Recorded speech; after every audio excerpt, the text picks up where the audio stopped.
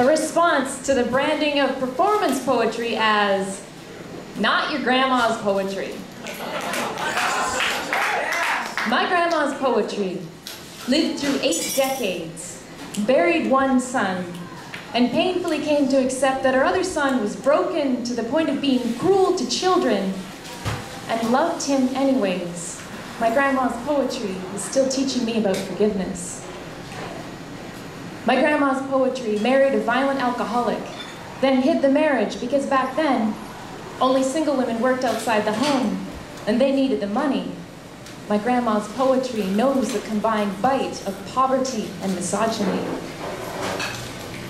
My grandma's poetry calls her 19-year-old queer granddaughter to say, I love you, the whole you, and I'm just so happy that you know yourself. My grandma's poetry wants to know what you hate about the elderly. My grandma's poetry talks to ghosts, honors compost, attends births in the dark.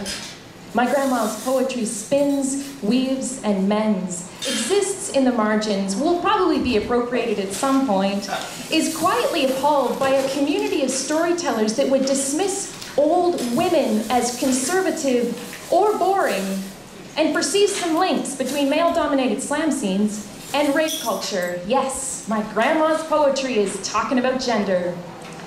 Again.